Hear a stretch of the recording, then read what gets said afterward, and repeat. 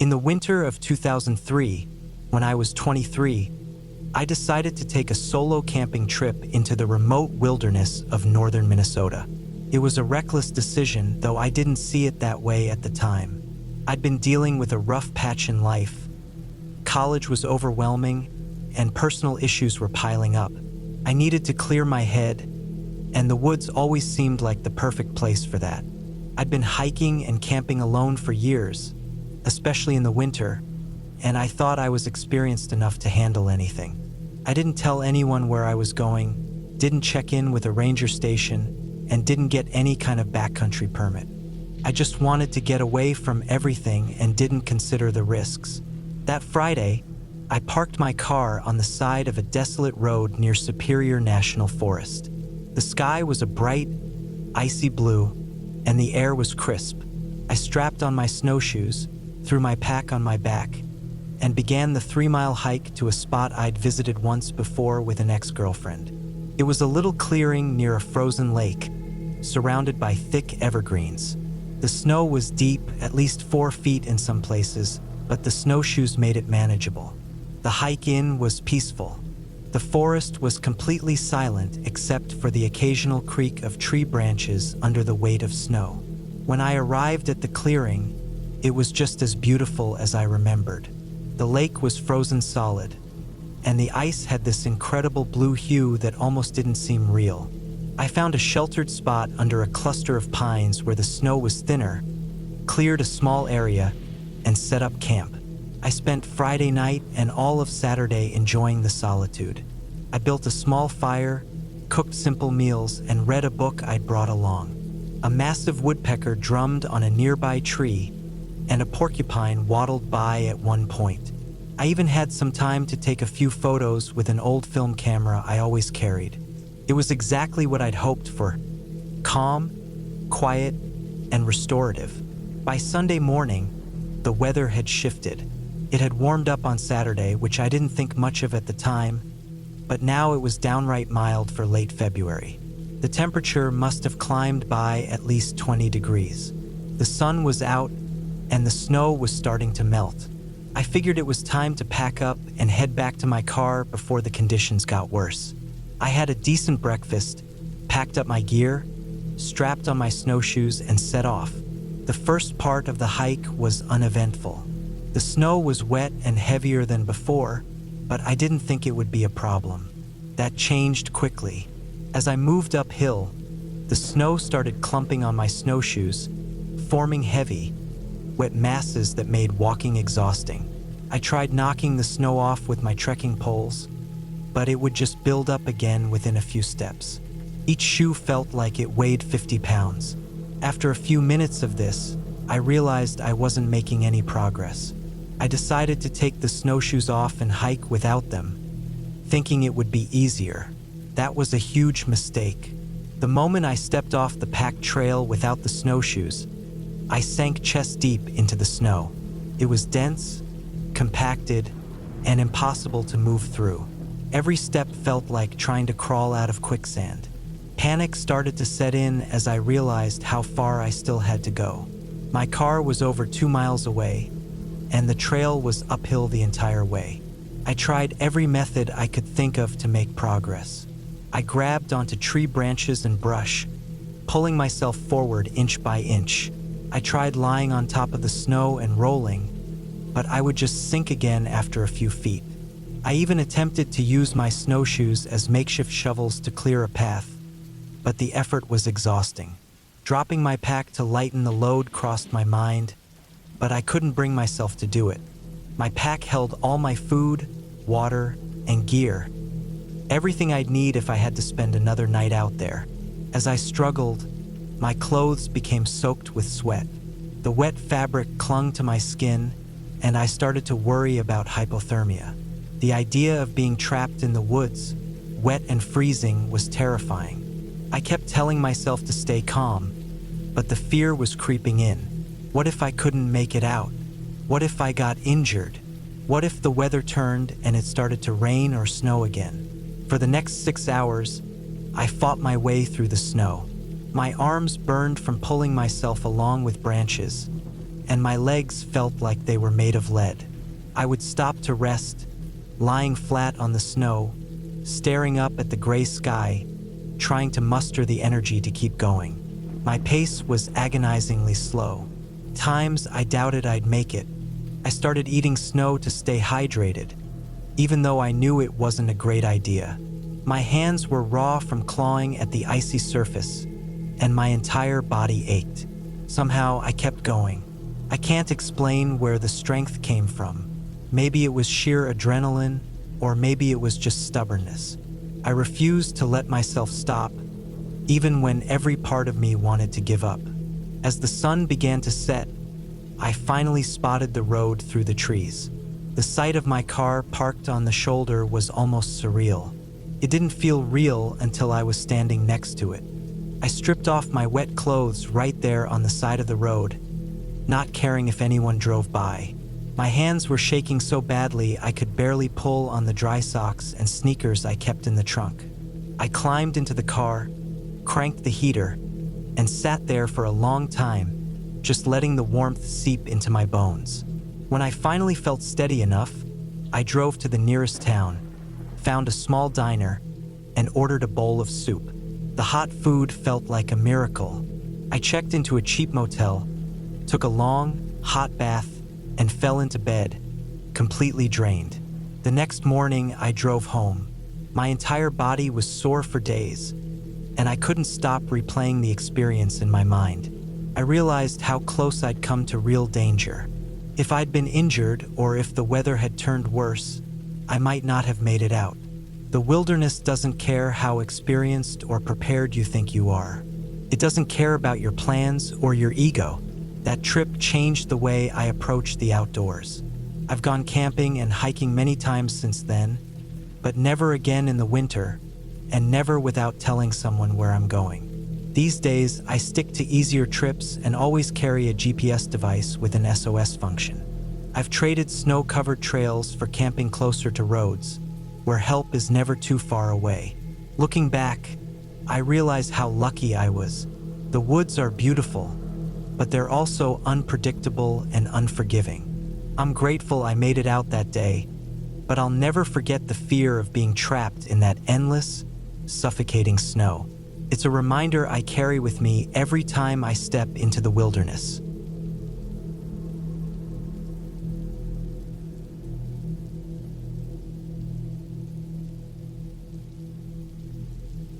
My best friend, Mia, and I had planned a cross-country road trip for what felt like forever.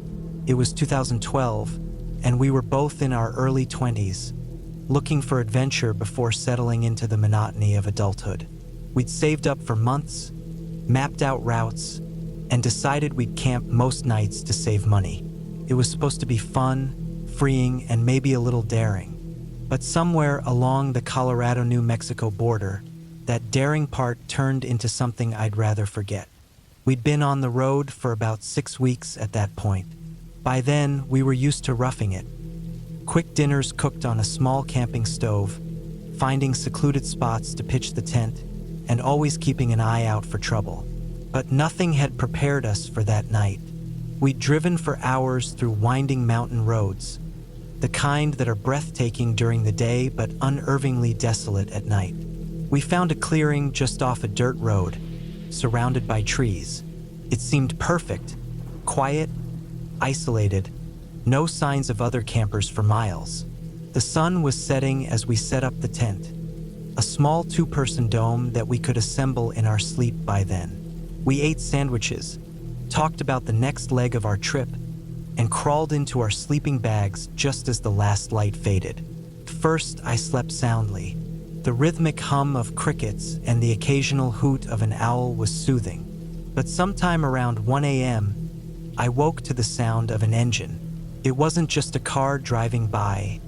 The sound was close and growing louder. I sat up, my heart racing, as headlights cut through the darkness, illuminating the tent in sharp flashes. The car parked maybe 50 feet away, its engine revving loudly before cutting off. For a moment, there was silence. Then came the voices. 2 men, laughing loudly. their words slurred and punctuated by the hiss and crack of beer cans being opened. Mia stirred next to me, and I could tell by her breathing that she was awake too. We didn't say anything, but we didn't have to. The fear was mutual, heavy in the air. The men weren't just passing through, they were staying. They talked loudly, their laughter echoing through the trees. I could hear the clink of bottles and the crunch of gravel under their boots as they moved around. At first, they seemed to ignore us, but then one of them said something about a car. "It's a girl's car," one of them said. My stomach dropped. Our car was parked just a few feet from the tent, visible in the moonlight. The footsteps grew closer, and soon they were beside it. I could hear them talking about it, commenting on the small size, the color, and how it was definitely a chick car. My hands gripped the edge of my sleeping bag, my mind racing. Then came the worst part. The footsteps shifted, slow and deliberate, circling the tent. Gravel crunched softly under their boots. They weren't saying anything now, just walking, pausing, then walking again. I could feel Mia tense beside me. I pressed my back against hers, both of us sitting upright now. She had a small camping knife in her hand. I clutched the can of mace I always kept in my bag. The minutes stretched endlessly. They circled the tent twice, maybe 3 times, before retreating. I heard the rustle of their cooler being opened, the clink of more bottles, and the low murmur of their voices. They weren't leaving, but at least they weren't right outside anymore. I leaned toward Mia and whispered that we needed to leave. She nodded, and without a word, we moved into action. We didn't even bother packing properly. We unzipped the tent just enough to collapse it, stuffing the entire thing, poles and all, into the trunk of the car along with our sleeping bags. Every sound felt deafening, the rustle of nylon, the slam of the trunk. But the men didn't seem to notice, or if they did, they didn't care. As soon as we were in the car, I started the engine, my hands trembling so badly I almost fumbled the key. The headlights caught one of the men as he turned to look at us. I didn't wait to see his reaction. I slammed on the gas, kicking up dirt and gravel as we sped down the road. We drove for hours, too shaken to stop. The dark road seemed endless, and every set of headlights in the distance made my heart race.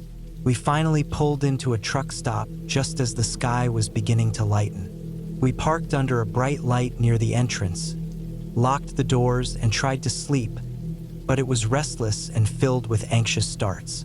That night stayed with me for a long time. Even now, years later, the memory of those footsteps circling the tent makes my skin crawl. I've camped dozens of times since, but I'm always more cautious. Never camping too far from others, always keeping an escape plan in mind. As if that wasn't enough, there was another time a couple of years later when I was camping near the Grand Canyon with a different friend. It was a beautiful spot, quiet and surrounded by trees, much like the one from before. We'd gone to bed early, exhausted from a long day of hiking, but sometime after midnight, I woke to the sound of screaming. It wasn't just any scream. It sounded like a woman, hysterical and crying, her voice echoing through the forest. My heart pounded as I unzipped the tent just enough to peek out. The fire had died down to embers, and the forest was dark. I couldn't see anything, but the screaming continued. I wanted to help, but fear rooted me in place. What if it was a trap? What if someone was trying to lure us out? I called out softly, asking if anyone needed help, but the screaming stopped abruptly. The silence that followed was even more unnerving. I sat there for what felt like hours, staring into the darkness, but nothing happened. Eventually, I lay back down, though I didn't sleep much. The next morning, there was no sign of anyone. No tracks, no evidence that someone had been nearby. My friend brushed it off as an animal, maybe a fox or a cougar, but I wasn't so sure. The sound had been so human, so full of anguish, that I couldn't shake it. Both experiences taught me something important about camping. The wilderness is unpredictable. and people can be just as frightening as any wild animal. Even now, I'm cautious, always listening, always watching. And every so often, when I'm lying in my tent, I can't help but think about those footsteps in the night or that scream echoing through the trees. It reminds me that sometimes the scariest part of being out there isn't the unknown. It's what you can't see coming.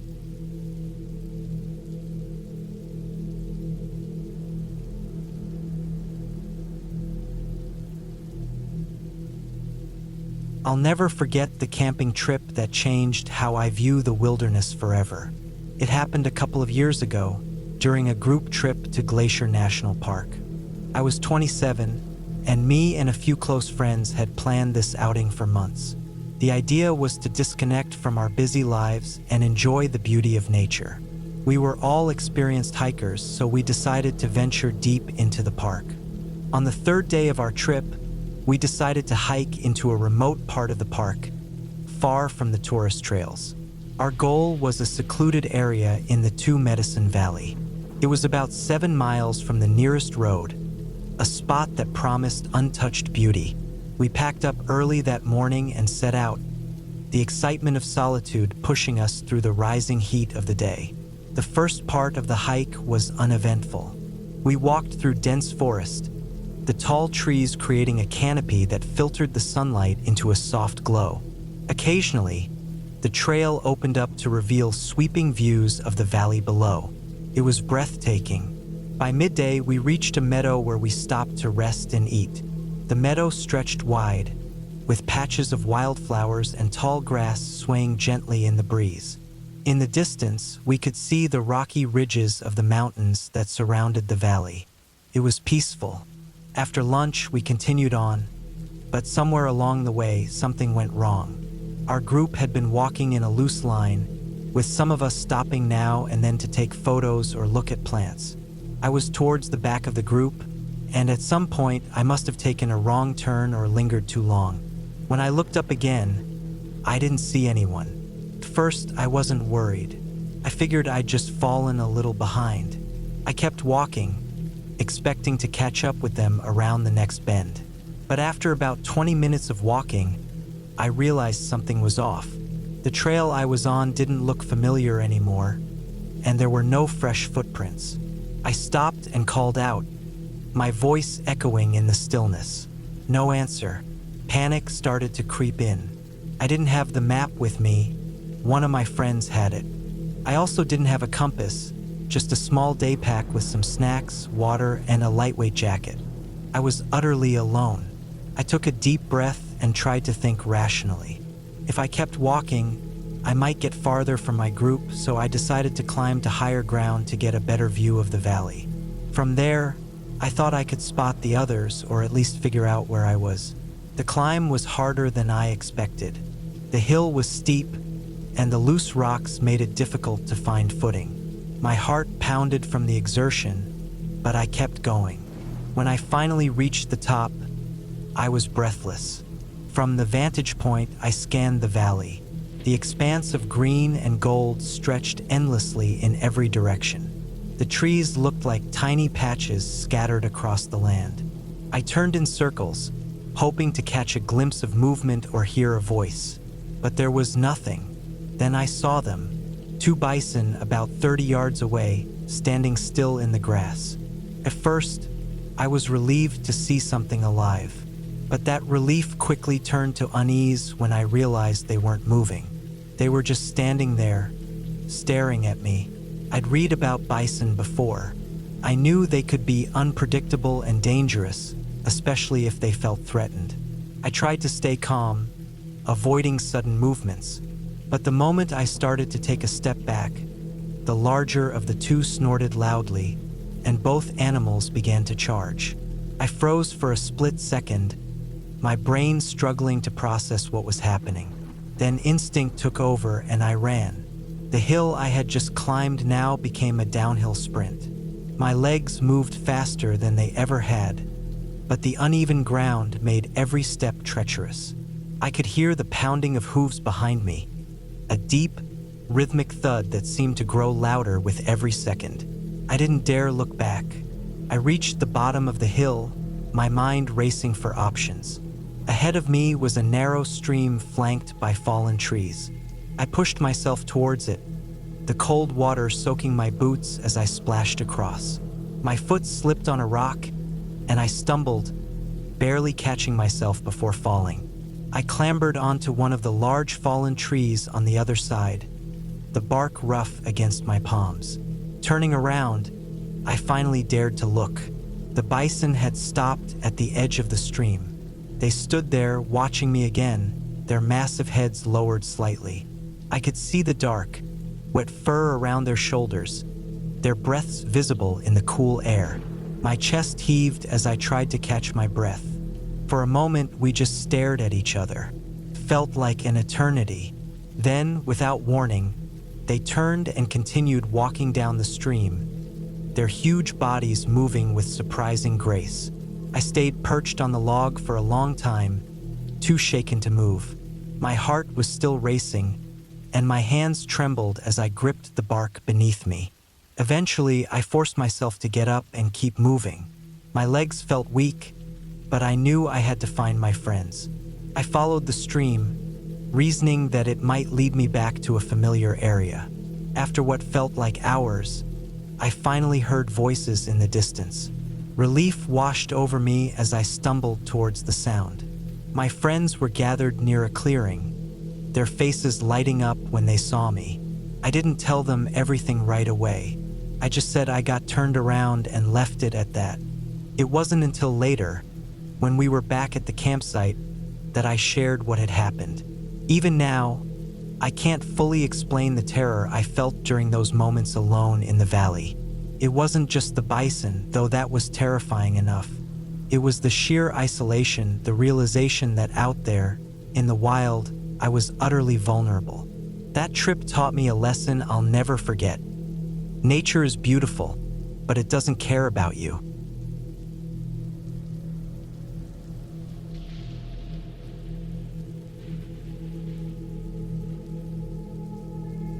It was supposed to be a normal camping trip. Just me and Sergeant Miles, my old buddy from the Army, out in the woods for a weekend getaway. Nothing fancy, just a couple of tents, a campfire, and a lot of beer. We were both in our early 30s, but the years of working together in the harshest conditions hadn't worn us down. If anything, they made us tougher. That's why I never thought much about the warnings I heard about this part of the forest. It wasn't like we hadn't been to sketchier places before. Places where people said things like, "Oh, don't go there after dark." But here we were. We decided to go off the beaten path this time. The usual camping spots felt too tame. We grabbed our gear and trekked deeper into the woods. The trail was barely visible, overgrown with thick bushes and creeping vines. The further we went, the quieter it got. The normal hum of forest life, the rustling of animals, the chirping of birds, seemed to vanish as we pressed on. It was unsettling, but I chalked it up to the remoteness of the area. Maybe this part of the forest was just undisturbed. After a couple of hours of walking, we found a small clearing. It wasn't anything spectacular, but it looked safe enough. The trees were dense around us, but the spot itself was clear. We set up camp, splitting up the chores.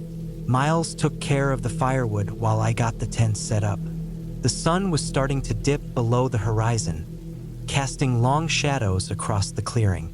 That night, we sat by the fire, drinking beers and talking about old times.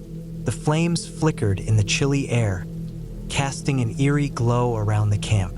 It wasn't until later that night when I felt it. Something was off. At first, I couldn't pinpoint it.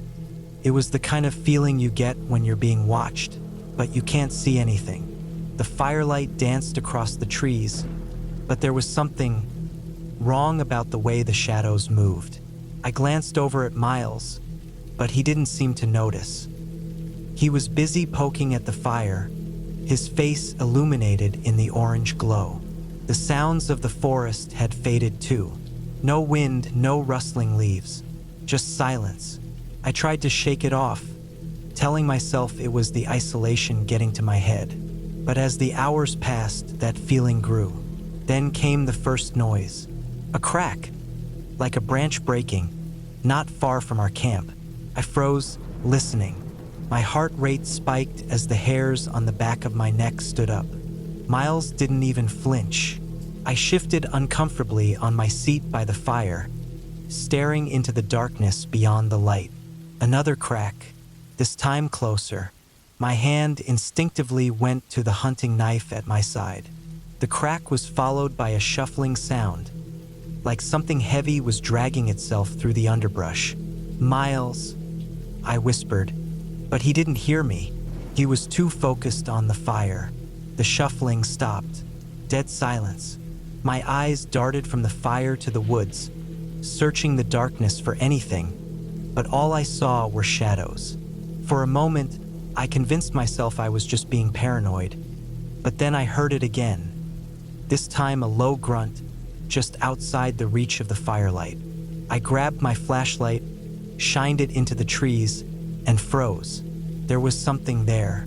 At the edge of the light, a figure. It wasn't human.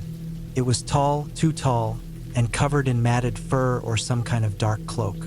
I could barely make out its features, but I could see its eyes shining, reflecting the light like a predator in the night. I didn't move, couldn't. My breath caught in my throat as the figure slowly retreated back into the shadows. Miles was still oblivious, lost in his thoughts. I had to make a decision fast. I wasn't sure what that thing was, but I wasn't taking any chances. I stood up slowly, moving towards the fire to wake Miles. But as soon as I took a step, a high-pitched screech split the air. It sounded almost human, but wrong. It was like a wild animal, yet there was something too deliberate about it. Miles snapped to attention, standing up immediately, his hand going to his sidearm. "What the hell was that?" he muttered, looking around in confusion. I was already moving toward the trees, my heart pounding. The creature, or whatever it was, hadn't made another move, but I knew it was still out there. We both stood in silence, listening. Then, from the darkness, came a low, rumbling growl. This time, it wasn't just one noise. It was a chorus of growls, echoing from all around us. My mind raced. We needed to get out of here. I grabbed my backpack and threw it over my shoulder. "We need to leave. Now." Miles didn't argue. He grabbed his rifle and turned toward the direction we had come from. We had to make it back to the trail. But as we started walking, the growling grew louder, closer. And that's when I realized the growls weren't coming from one thing. There were multiple.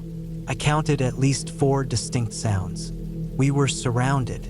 I glanced back over my shoulder and saw them. Shadows moving in the trees, just out of sight. They were fast, too fast. Whatever they were, they weren't human. They had long, lanky limbs, and I saw their eyes flash briefly in the darkness, glowing yellow. We picked up the pace, but they followed us. At first, it was just in the distance, but as we neared the trail, the growls grew more frantic, as if they were closing in on us. My breathing became labored, my legs burning, but I kept going, not daring to look behind. And then, in an instant, everything went wrong. Miles stumbled, his foot catching on something hidden in the underbrush. He went down hard, dropping his rifle. I rushed to help him, but as I reached for his arm, something grabbed me from behind. Cold, wet fingers wrapped around my wrist, pulling me backward.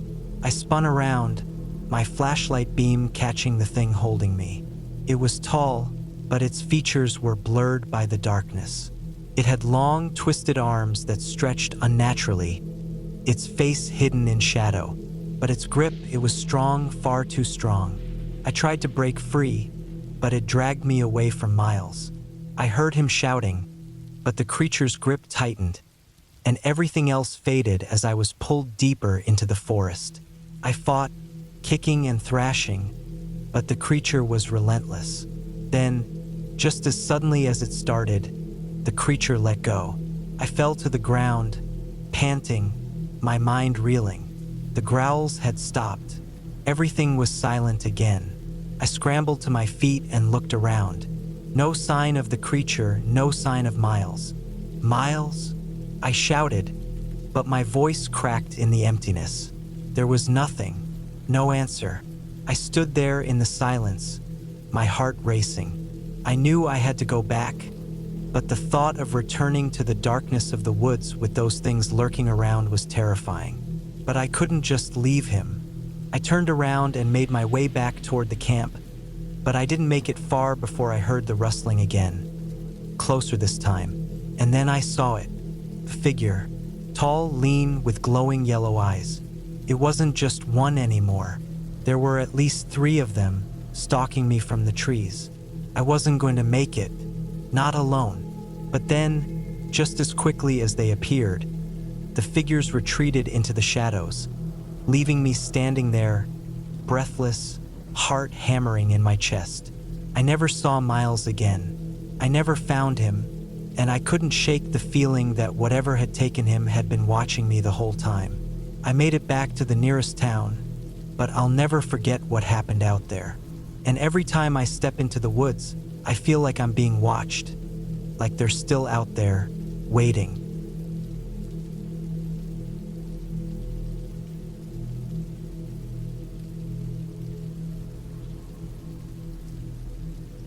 It was supposed to be an easy shift. Just me, the open trail, and the quiet hum of nature. I'd been working the night shifts at a small, isolated campground in the woods for almost a month. The place was tucked deep into the Appalachian Mountains, in a valley that rarely saw any visitors, especially at night. I wasn't the usual ranger. I'd taken the spot to get away from everything, get a little peace, earn a little extra cash, and avoid the madness of city life. I didn't mind the solitude. In fact, I preferred it. But this night, things felt different. Something felt off. It had been raining all day. Not the soft, gentle drizzle you can ignore, but a steady downpour that seemed to saturate everything around me. The trees bent low with the weight of the water, their leaves flicking drops onto the ground below. I could hear the constant sound of rain, tapping against the tarp that covered the ranger booth where I worked. The lights flickered overhead, casting long, twisted shadows on the walls. I didn't mind much. I'd gotten used to the strange lighting out here. The storm outside matched the feeling of being alone in the woods at night. Distant but pressing, always hanging just behind your back.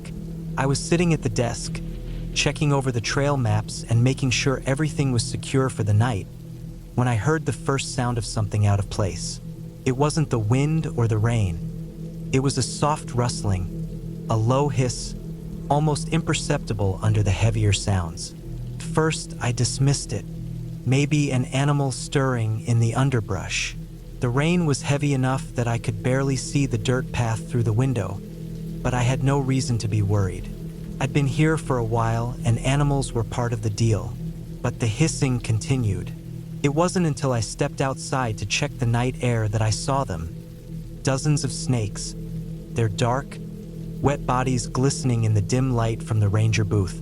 I had no idea how they'd gathered here, but the sight of them made my stomach churn. Some were coiled tightly together, their bodies stacked in layers as if they were feeding off each other's warmth. Others slithered around in the wet mud, their tongues flicking in and out of their mouths. The worst part was that I couldn't tell what kind they were. They were mostly too dark, too wet, their colors obscured by the night and the relentless rain.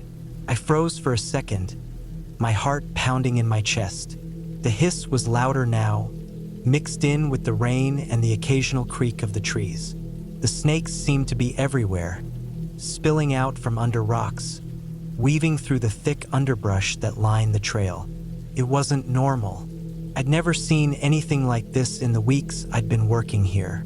It was as though the entire population of snakes had decided to converge on the campsite. I backed away from the door slowly, trying not to make any sudden movements. I'd heard stories about this, about strange wildlife behavior when storms rolled in, about how animals sometimes react in ways that defy explanation. but I never thought I'd experience it firsthand. I grabbed the flashlight from the counter and moved cautiously toward the back of the booth. I didn't know what to do. Should I call someone? But who would even come out in the middle of a downpour like this? I shone the light down toward the trail again, and for a second, it seemed like the snakes had grown still. There was no movement. The wet ground looked even darker now, like a black mirror reflecting the stormy sky above. It was as if the entire world was holding its breath. Then I heard a snap. It was a sharp, loud crack of a twig, the kind you get when something big and heavy steps on it. My heart skipped a beat as I whipped the flashlight around, my hand shaking slightly. It wasn't the snakes. They didn't make that kind of noise. And it wasn't the rain. It was something much bigger, something moving through the forest. I stepped back into the booth and locked the door behind me, my eyes wide. I'd worked the night shift for weeks now, but I had never felt like this. My nerves were shot, and I couldn't shake the feeling that something was closing in. I tried to get a grip, reminding myself that it was just a storm. Animals were probably just moving around, looking for shelter. But as the night wore on, that feeling of being watched only grew. The snakes were still out there, too many to count. I couldn't stop thinking about how close they were.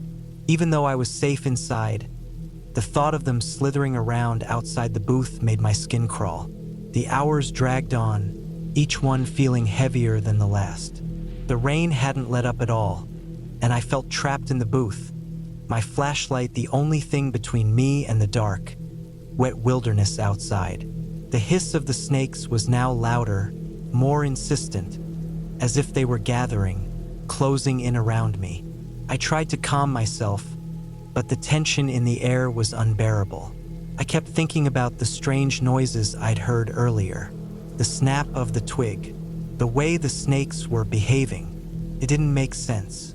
I spent the next few hours pacing in the booth, checking the windows every few minutes, trying to find something, anything that could explain what was happening. I kept telling myself it was just a freak occurrence, a weird storm bringing out the wildlife.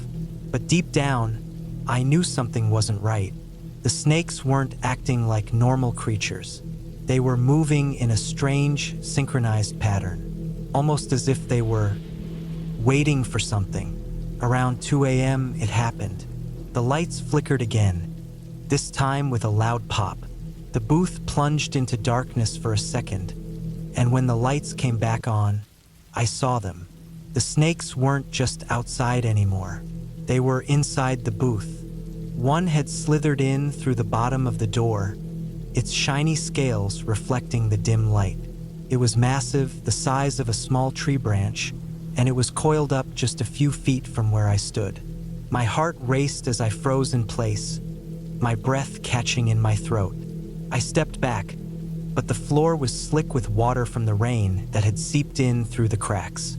The snake didn't move, but its eyes glinted in the dim light, focused on me. I needed to leave.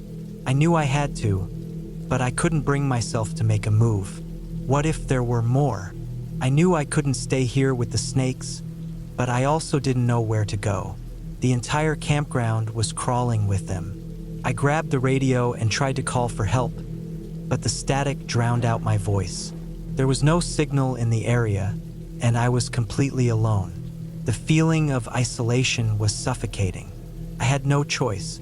I had to make a run for it. I grabbed my backpack and shoved the flashlight inside, then quickly unlocked the door. I didn't know what I was going to do once I stepped outside, but I had to get away from the snakes.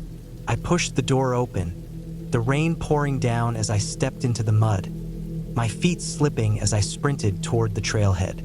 I couldn't see anything beyond the faint glow of my flashlight, but I could hear the slithering sounds all around me, getting closer with each step. My heart pounded in my chest as I ran, the cold air stinging my skin, the mud sucking at my boots. The hissing was louder now, almost like a chorus of snakes surrounding me. I had no idea where I was going, only that I had to get as far away from the campground as possible. The trail was slick, and I stumbled more than once, my knees scraping against the rough ground. But I kept running, pushing myself harder, faster, until my lungs burned. Then I saw it, a break in the trees, a small clearing up ahead. I couldn't be sure, but it looked like an old logging road, something I could use to get out of the valley. I kept running, making my way toward it, and when I reached the clearing, I stopped. My breath came in ragged gasps as I tried to catch my breath. The hissing had stopped. I was out. I'd made it. But when I turned back to look at the trail I'd just run, my blood ran cold. In the distance, I could see them. Hundreds of snakes, lined up in a perfect line, their heads raised, watching me. They didn't move. They just waited. And I realized, too late, that they hadn't been following me. They had been guiding me. I turned and ran the other way, my fear taking over again. The only sound was the pounding of my heart in my ears and the rain. The snakes, however, stayed behind, watching, waiting, and I knew without a doubt that I would never return to that campground again.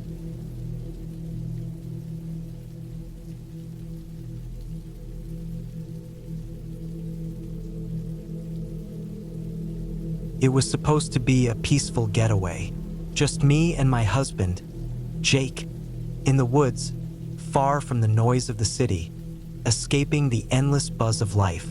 We were both in our mid-30s, and the camping trip was something we'd planned for months. I needed this break. Work had been overwhelming, and Jake had been working late almost every night. We didn't have much time together anymore, so I thought this would be the perfect opportunity to reconnect, breathe in the fresh air, and maybe catch up with each other in ways we hadn't in a while.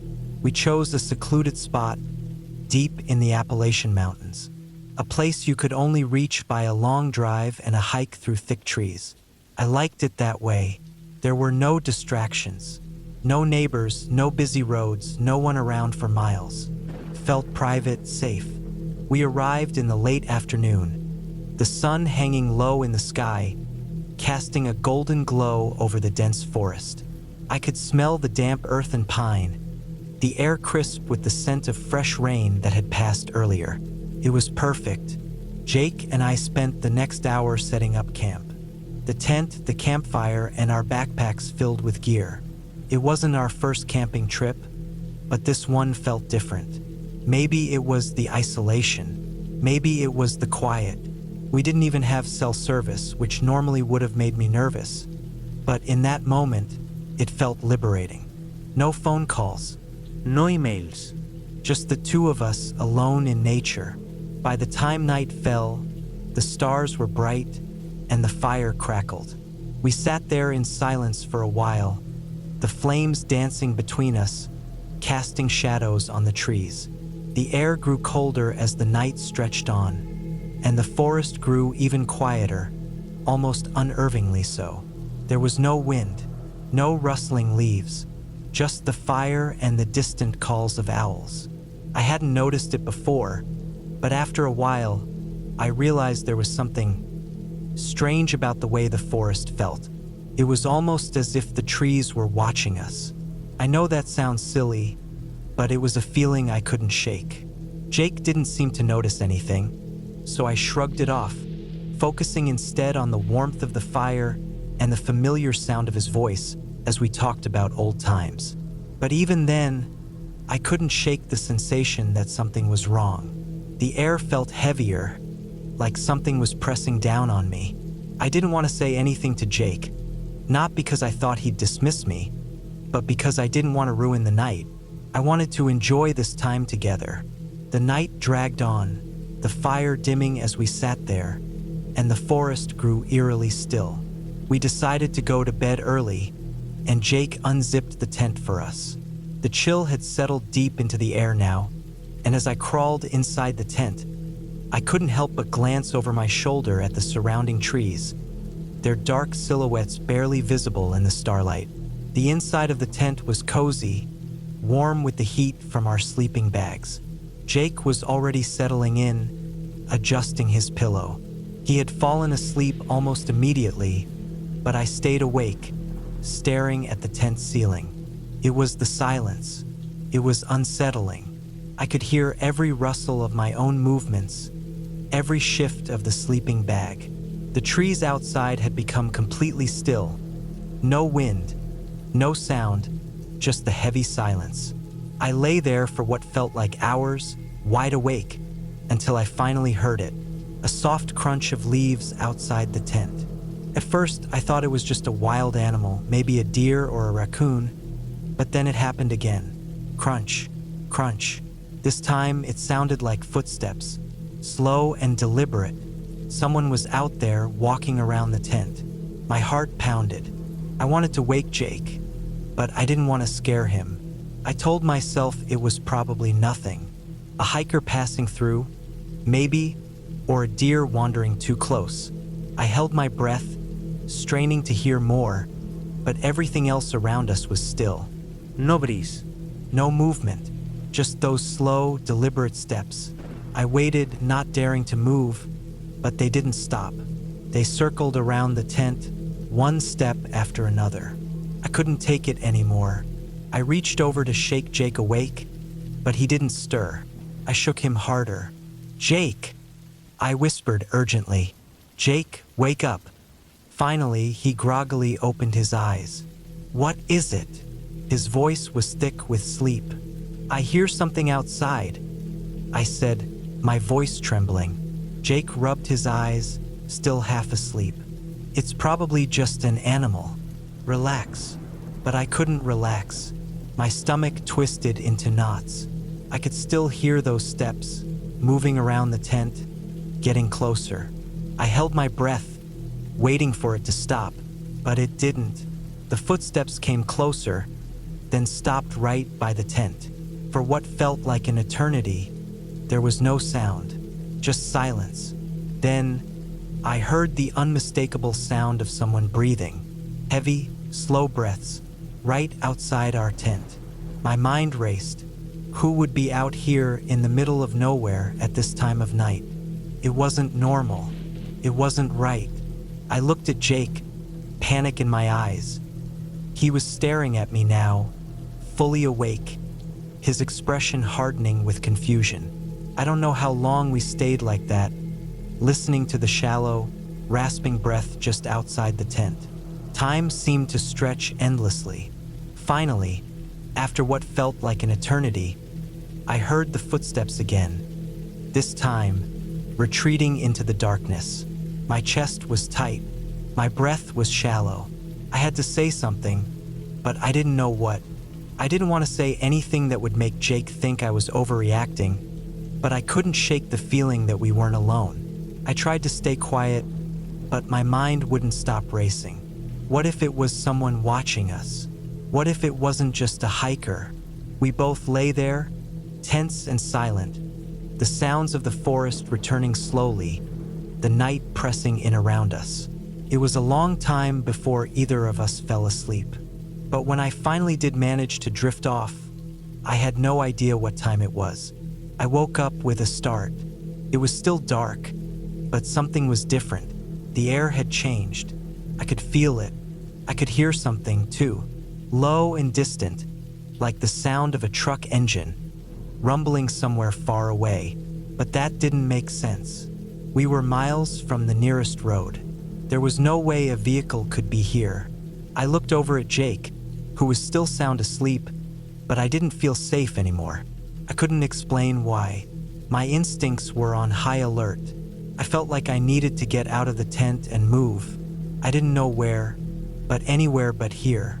I carefully unzipped the tent, trying to make as little noise as possible. I stepped out into the cold night air, my breath visible in the stillness. The forest seemed even darker now, the shadows deeper, and the quiet was almost suffocating. I walked a little ways away from the tent, my eyes scanning the surrounding trees. There was nothing, no sign of anyone. No footsteps. Just the occasional rustle of leaves, the distant sound of water flowing somewhere far off. I stayed there for a few minutes, listening. Everything felt off. I couldn't explain why, but I knew something wasn't right. Just as I was about to turn back to the tent, I heard something, a sharp, fast movement to my left. It was unmistakable. Someone or something was in the woods with me. I froze. My heart pounded in my chest. The footsteps from earlier came back to me, and I felt the same sense of dread rush through me. I quickly turned and made my way back to the tent. I didn't look back, but I could hear something moving behind me, just out of sight, always just behind me. I zipped myself back into the tent, my hands shaking. Jake stirred but didn't wake up. I spent the rest of the night wide awake, listening to the sounds around us, terrified that someone was still out there. When morning finally came, the forest was still and silent. The sun was just beginning to rise, and everything looked normal again. But my mind was still racing. We packed up and left as quickly as we could, not speaking much along the way. Jake didn't seem to think much of what happened, and I didn't know how to explain it to him. All I knew was that something was out there, something that didn't belong in those woods, and I wasn't about to stay another minute. We left the mountains and drove home, but I never forgot that feeling. The way the air changed, the footsteps that circled our tent, and the sound of breathing just outside. Whatever it was, it didn't belong there. It still haunts me to this day, the thought of someone or something watching us from the shadows of the woods. I don't know who or what it was, but I do know one thing. I'll never go camping in those mountains again.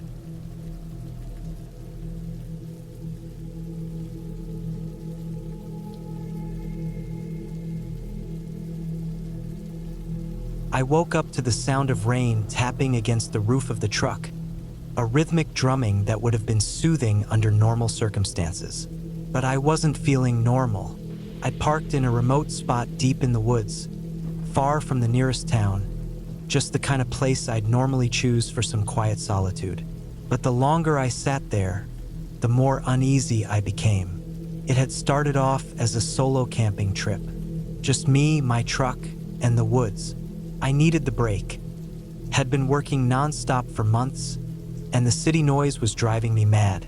The idea of fresh air, isolation, and the silence of nature was supposed to be relaxing, but I couldn't shake the feeling that something wasn't quite right. I checked the time on my phone. It was past midnight, and the rain wasn't letting up. The forecast hadn't predicted anything like this. The storm had rolled in quickly, and the wind had picked up so much that the trees were starting to sway in a way that made my gut twist. My headlights were barely cutting through the dark, and the dim glow from the truck's interior only added to the oppressive feeling around me. I took a deep breath, trying to calm myself. Maybe I was overthinking it. The storm wasn't that bad, and I'd camped in worse weather before. Still, the unease gnawed at me. I glanced around. The area looked completely abandoned. No signs of other campers, no lights in sight, nothing but thick forest and an overwhelming stillness. The kind of stillness that doesn't feel natural. I decided to get out of the truck, stretch my legs. The cold air hit me like a wall as I opened the door, and I pulled my jacket tighter around myself. The crunch of wet leaves underfoot was the only sound as I made my way to the campfire pit. I hadn't bothered to start a fire. It had been raining on and off all day, and everything was soaked. So, I settled down by the truck and sat on the tailgate, trying to block out the sounds of the storm.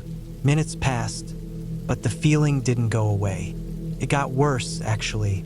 The wind howled through the trees, and I couldn't help but notice how unnatural it sounded. It wasn't the usual wind rustling the branches. It was something more intense, almost deliberate. Felt like it was circling me, getting closer, picking up speed. My instincts were on high alert, and that's when I saw it. A shadow moving fast across the edge of the tree line. At first, I thought it was just the wind playing tricks, but then it darted again, too quick for anything natural. It was human-sized, but moving at an impossible speed. My heart started pounding in my chest as I stared into the darkness, hoping it was just a deer or some other animal. But something in my gut told me otherwise. I jumped into the truck, slamming the door behind me, my hands shaking as I tried to start the engine. The engine sputtered, then roared to life. My headlights flashed across the trees, but I didn't see anything. The shadow was gone, but that didn't make me feel any better. It just made everything feel worse. I couldn't shake the feeling that I wasn't alone, that something or someone was watching me from the woods. I sat in the truck for a while, waiting for the storm to pass, but the unease didn't subside. Every sound, every crack of a branch, every gust of wind made me flinch. My eyes kept darting to the edge of the tree line, half expecting to see movement. But the woods stayed still, too still. By the time the rain slowed down, I was barely able to keep my eyes open. Exhaustion was starting to weigh on me, but I knew I couldn't sleep in the truck, not with whatever was out there. I decided to get my gear together and head into the tent. Maybe a change of scenery would help calm my nerves. I grabbed my flashlight, my pack, and my camping gear and walked through the mud toward the tent. The tent was small, just big enough for me to lie down in, but as I unzipped it and crawled inside, the feeling of being exposed overwhelmed me. The storm was still drizzling outside, the occasional rumble of thunder reverberating through the forest. The wind had died down somewhat, but the eerie quiet still hung in the air. I laid there, staring at the ceiling of the tent, listening to the rain. But it was hard to focus. My thoughts kept drifting back to the shadow I had seen earlier, to the way it moved too fast, too fluid. It didn't seem like anything I'd seen before, and the idea that it might have been another person sent a shiver down my spine. I didn't want to think about it, didn't want to imagine what could be lurking just outside my tent. So, I closed my eyes, telling myself that it was just the storm playing tricks on me. But sleep didn't come. Every noise made my heart race. The sound of rain on the canvas, the occasional groan of a tree in the wind, felt amplified in the silence of the woods. Suddenly, there was a sound outside the tent, a soft crunch of leaves, like something heavy was moving through the wet forest. I froze, my breath catching in my throat. It wasn't the wind, it wasn't a squirrel or a raccoon. It was deliberate, slow, as if someone was walking carefully, trying not to make noise. I held my breath, straining to hear. The crunching stopped, then started again, closer this time. I gripped the flashlight tightly in my hand, my fingers slick with sweat. Every part of me screamed to stay quiet, to pretend I hadn't heard anything. But I couldn't just ignore it. My mind raced through all the possibilities. An animal, a lost hiker, or something worse. The footsteps grew louder. They were moving along the edge of the campsite now, just outside the circle of the tent. My heart pounded in my chest, and I felt the blood rush to my head. I could hear my own breathing, shallow and quick, matching the rhythm of the footsteps. They were getting closer, and then, just as quickly, they stopped. I waited in the dark, barely breathing, my hands gripping the flashlight so hard my knuckles ached. I tried to steady myself, to think logically. Could just be someone else camping nearby. A ranger, a hiker, anything. But that didn't feel right. Then, the unmistakable sound of a twig snapping underfoot broke the silence, and I jumped. The footsteps started again, moving around the tent, circling it. I could feel my heart racing in my chest, thudding against my ribs. I wanted to shout, to call out, but I knew better. The last thing I wanted was to draw attention to myself. I stayed perfectly still, praying whoever or whatever was out there wouldn't notice me. Time seemed to stretch on forever. Each second felt like an eternity as the footsteps continued to circle the tent, just outside my line of sight. I could hear the faint rustle of branches in the wind, but that wasn't what held my attention. It was the feeling that something was wrong. Something wasn't natural about it. The way the steps were timed, the way they moved, calm, deliberate, too controlled. Then, without warning, the footsteps stopped entirely. Silence descended on the campsite, broken only by the distant rumble of thunder. My breath felt too loud, the thumping of my heart too deafening. I stayed frozen, not daring to make a sound, waiting for the next movement. But there was nothing. Minutes passed.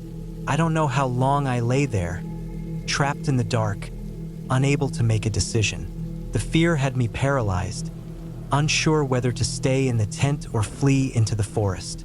But deep down, I knew I couldn't stay in the open, couldn't risk it.